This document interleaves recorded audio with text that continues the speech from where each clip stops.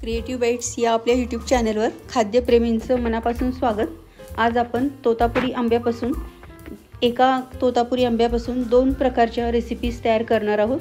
हा आपल्याला फ्रेश असा तोतापुरी आंबा मिळाला आहे, त्याला आपण आता स्वच्छ पाण्याने धुवून घ्यायचे।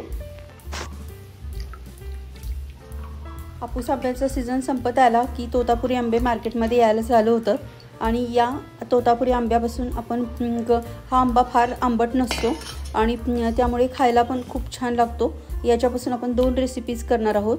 त्यासाठी आपण आंबा हा छान असा पद्धतीने कट करून घ्यायचा आहे। एका भागापासून आपण तोंडी लावण्यासाठी कैरीचं ऑइल फ्री लोणचं तयार करणार आहोत आणि एक भाग आहे तो आपण त्याच्यामध्ये पालकाचा वापर करून एक इंटरेस्टिंग अशी रेसिपी तयार करणार आहोत। अशा पद्धतीने आपण हा कैरीचा एक भाग कट करून घेतला आहे। आता याच्यामध्ये तिखट, मीठ आणि प्रथम आपण तिखट घातलंय आणि हे काळं मीठ आहे, रॉक सॉल्ट म्हणतात त्याला, आणि हे चिमूटभर मीठ आणि चिमूटभर साखर अशा पद्धतीने घालायचे आणि याच्यामध्ये तेल नाही घातलं तरी पण चालतं। अशाच आहे आता जे घातलंय त्या मसाल्यामध्ये सुद्धा खायला हे लोणचं खूप छान लागतं। जेवायला बसताना सुद्धा आपण ही रेसिपी करू शकतो।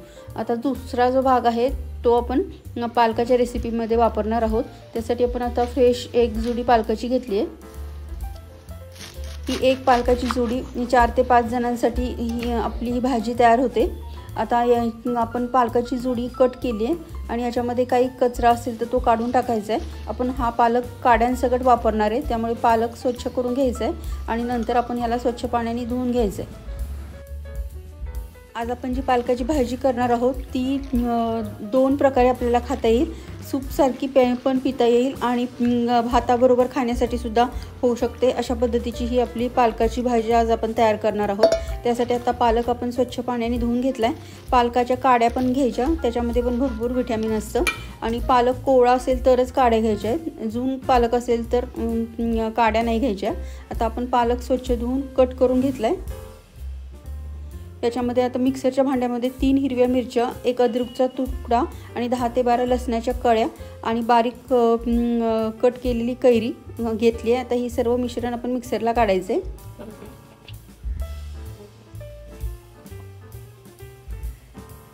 आता याच्यामध्येच आपण पालक पण घालणार आहोत आणि पालकाची पण आपल्याला प्युरी तयार करून घ्यायची। पालकाच्या आपण वेगवेगळे रेसिपीज नेहमी करतच असतो, पण कैरीच्या सीझनमध्ये पालक आणि कैरीचं कॉम्बिनेशन चा आपण ही रेसिपी तयार केली आहे। तर पावसाळ्याच्या दिवसामध्ये धो पडणारा पाऊस आणि त्याच्याबरोबर अशा पद्धतीचं पालकाचं कैरी घातलेलं सूप प्यायला खूप छान लागतं आणि हे तुम्ही भाताबरोबर सुद्धा ही भाजी खाण्यासाठी खूप छान लागते। भाकरी चपाती बरोबर सुद्धा ही भाजी खाऊ शकता।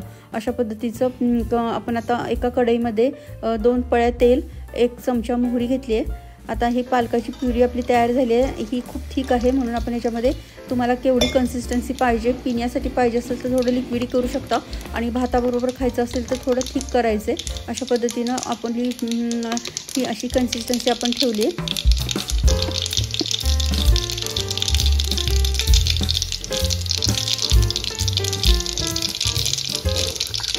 तेलामध्ये छान मोहरी तडतडली की आपण याच्यामध्ये 1 चमचा जिरे घालायचे आहे आणि चिमूटभर हिंग घालायचं आहे।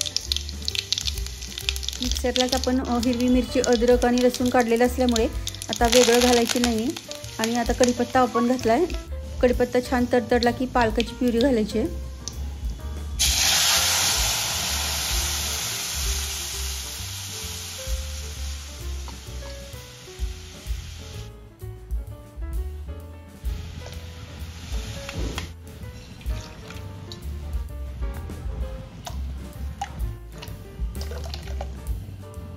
आता हे सर्व मिश्रण व्यवस्थित मिक्स करून घ्यायचे। रोजची त्याच चवीच्या पालकाची भाजी करण्यापेक्षा थोडंसं आपण कैरी वापरल्यामुळे भाजी खूप इंटरेस्टिंग लागते। याच्यामध्ये आता आपण हळद घातली आहे चिमूटभर।